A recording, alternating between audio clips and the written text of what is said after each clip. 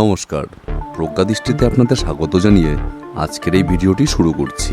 আমাদের এই চ্যানেলটিতে নতুন হয়ে থাকলে চ্যানেলটিকে সাবস্ক্রাইব করে পাশে থাকা বেল আইকনটিতে অল সেট করে রাখুন আমাদের নতুন নতুন ভিডিওগুলিকে সবার আগে দেখতে। আর ভিডিওটি ভালো লাগলে লাইক কমেন্ট শেয়ার করে আমাদের পাশে থাকার অনুরোধ রইল। তবে আর দেরি না করে চলুন ভিডিওটি শুরু করা যাক। আজ আমরা কথা বলবো একটা বিশাল ও জটিল বিষয় নিয়ে, ইন্ডিয়ান সোসাইটির স্ট্রাকচার আর হায়ারার্কি।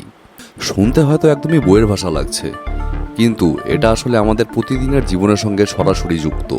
তবে চলুন শুরু করা যাক। প্রথমেই সমাজ কাঠামো বলতে আমরা কি বুঝি সেটা জেনে নিতে হবে। সহজ ভাষায় সমাজের ভেতরে কে কোথায় থাকে, কার সঙ্গে কেমন সম্পর্ক হবে আর কার কি ভূমিকা, এই গোটা সেটআপটাই হলো সমাজ কাঠামো।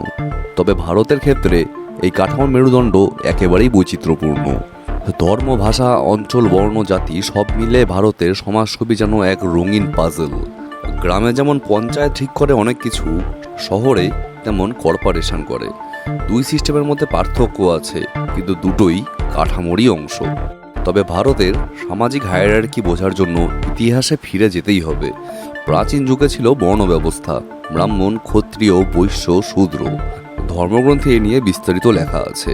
তবে মধ্যযুগে মুসলিম শাসনের সময় জমিদারি ব্যবস্থা আর মুসলিম সমাজের মধ্যে বিভাজন তৈরি হয়।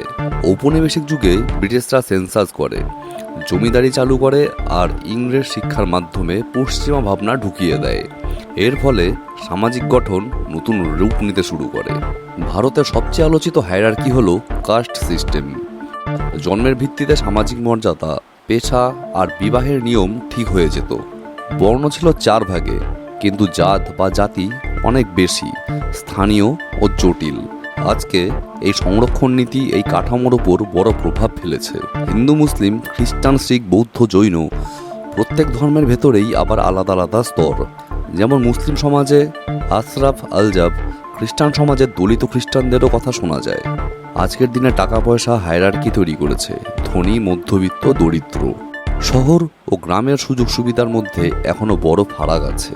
ভারত বহুদিন ধরেই পুরুষতান্ত্রিক সমাজ হিসাবে পরিচিত। তবে নারী শিক্ষা, কর্মক্ষেত্রে অংশগ্রহণ আর আইনি পরিবর্তন ধীরে ধীরে সমীকরণ বদলাচ্ছে। তবে শহুরেকরণের ফলে গ্রামীণ বর্ণ ব্যবস্থার প্রভাব কমছে। শিক্ষা ও মিডিয়ার জন্য মানুষ সচেতন হচ্ছে, পেশা নির্বাচনেও স্বাধীনতা পাচ্ছে। সংবিধান বলছে বর্ণভিত্তিক বৈষম্য বেআইনি। গ্লোবালাইজেশন নতুন ধরনের শ্রেণী তৈরি করেছে, যেমন 8টি পেশাজীবী, স্টার্ট আপ উদ্যোক্তা ইত্যাদি। তরুণ প্রজন্মের মধ্যেও আন্তর্জাতিক ও আন্তঃধর্ম বিবাহের প্রবণতাও ধীরে ধীরে বাড়ছে। তবে সবকিছুই বদলে যাচ্ছে এমন ভাবার সুযোগ নেই। বর্ণভিত্তিক বৈষম্য সংহিতা, গ্রামীণ এলাকায় ঐতিহ্যগত হায়ারার্কির শক্ত প্রভাব এখনও আছে। তবে প্রযুক্তি, শিক্ষা আর বেআইনি সুরক্ষা যদি সঠিকভাবে কাজে লাগে, তবে ভবিষ্যতে এই ফারাক অনেকটাই কমে আসতে পারে।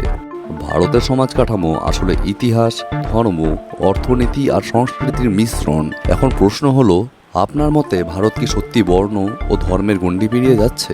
আপনাদের গুরুত্বপূর্ণ মতামতটি অবশ্যই কমেন্ট সেকশনে লিখে জানাবেন। ভিডিওটি ভালো লাগলে লাইক করুন, শেয়ার করুন আর চ্যানেলটিকে সাবস্ক্রাইব করতে ভুলবেন না। ধন্যবাদ।